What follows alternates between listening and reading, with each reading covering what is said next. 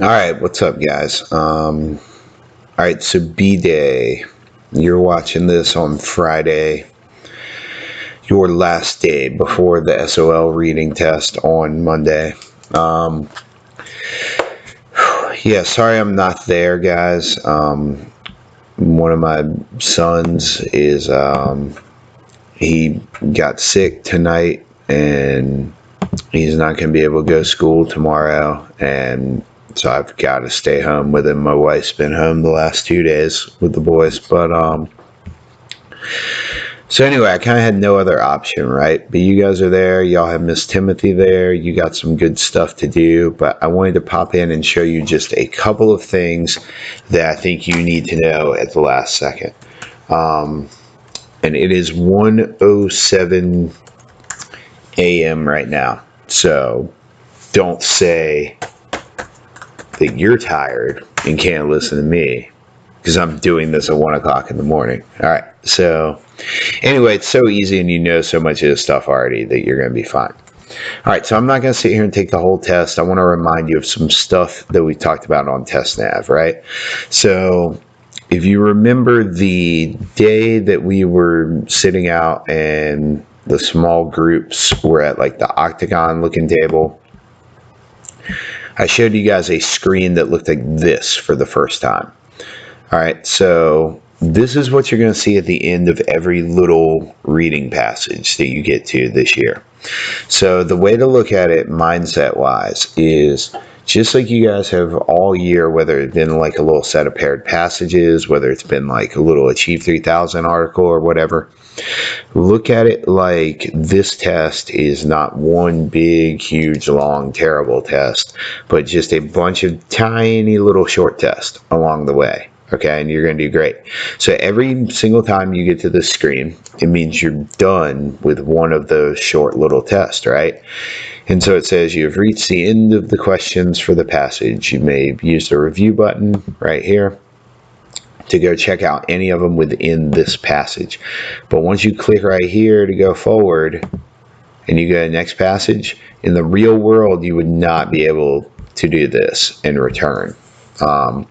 So it's easy peasy, right? And it kind of makes sense, I think, because now this version of the TestNav that you guys have on your Chromebooks to practice with and that we've been using and everything all year has not been updated. Like this one, I could still review and go like question 26 on this test, then go back to like the first passage.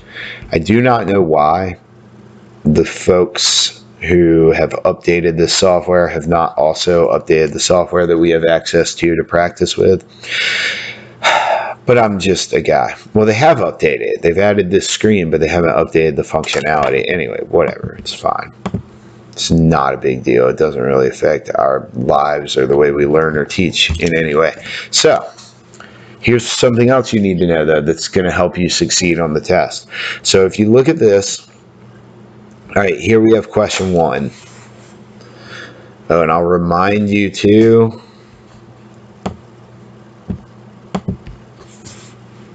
this was not on my plan to talk about right now, but I'm just going to throw it out there. If you see that a word comes from something, if they're asking about the origin of the word, do you look at the beginning, middle, or end of the dictionary entry? This is where the crowd's all yelling, the end, the end. So it's distinguish. I got the right answer. Cool. All right, anyway. All right, so on the real test, right, this year, see how like up here you have your little buttons, and now I answered the question, I go number 2.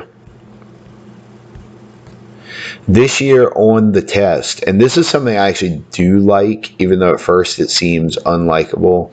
So I'm not just here to bash the way they make the test or whatever. I just wish we had access to all the practice stuff.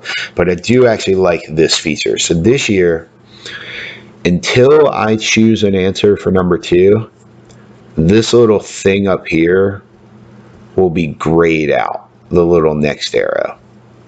And I know some of you guys like the concept of bookmarking them and returning to them later, and that's one of your good test taking strategies you've been doing for like 5 years, and this will freak you out if you didn't know this was coming. But now that you do know this is coming, you're going to be fine, because what I like about this, right, is then when you get to this screen at the end of the passage, they're basically making sure, since you can't ever go back to that passage again, they're making sure you didn't like bookmark a question and miss it. And I kind of like it because some of you guys are like bookmarkers for questions. That makes a lot of sense. Let's say it's like a science test, right? And you bookmark number 4 because it's like the hardest science concept or whatever. But on a reading test, if you're way down here at the end of this test and you're reading about the Harlem Renaissance and you had bookmarked like question number 3 and now you're back here reading about hummingbirds, to me, I think we're really going to like this idea of like doing one passage at a time and then moving on with our lives. I actually think when you're done with it, you're going to like it, or just, I don't know, make a decision to like it, have a positive attitude, you'll be fine.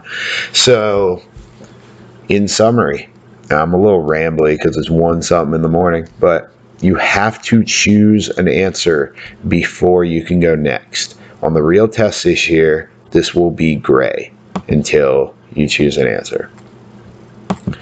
All right. So this was the passage we talked about the other day. I just need to show you one more thing that is kind of sort of new. All right, but it's not that new. All right, so it's not a new educational concept. It's just something I need to make sure you know about the test. Hold on.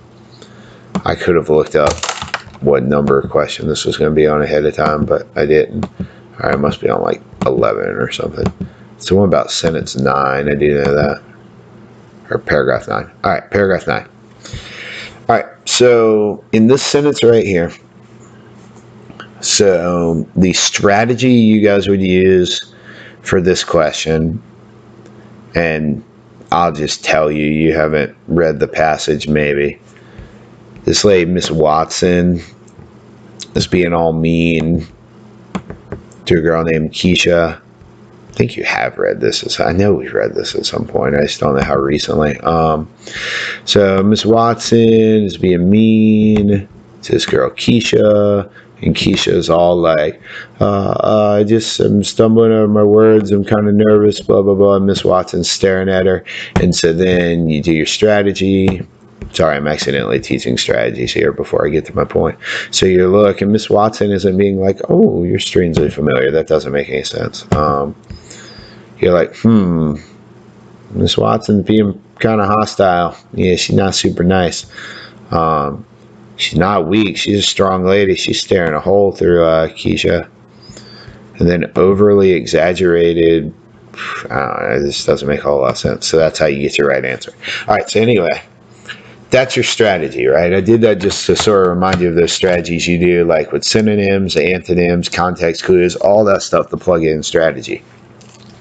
Where for the underlined word, you go plug in the stuff and evaluate the answer choices. This year on the test, I'm not going to underline the words. And it does not really change the educational content at all.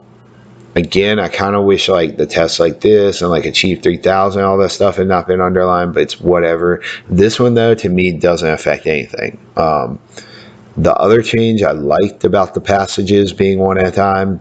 This change, I don't really like or dislike it. It's not gonna change your world at all. Because if you just imagine this not being underlined, right? And it said, read the sentence.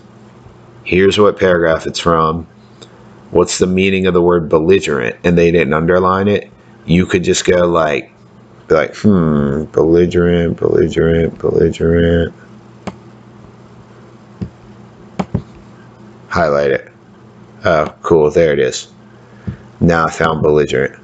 I guess the argument for changing it and adding this is the fact that maybe it makes you develop the skill of being a close reader and going to dig through the text yourself or whatever. So I think it's fine. You'll be all right. So yeah, it's not going to underline words. So in summary, don't freak out about the following things. That when you start your test on question 1, you cannot click question 2 until you have chosen an answer to number 1.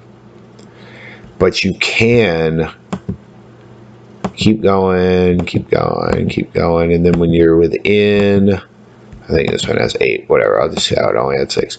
Once you get here, you can still select the review button to go to any question within that one passage. Okay? Also, I think you can just push back too. It doesn't say that, but if you can select the review button to review any question, I bet you can just push back too, but I'm not 100% on that because I haven't seen it in its exact functionality of the way it's going to function this year. But basically, you can get to any, if there's 6 to 8 questions about that passage, you can get to those questions until you elect to move on. Once you get here, and I think at this point, you just click next, scoop, and then your next passage will be right there. There's a little like fake screen there. And they're not going to underline the words for you.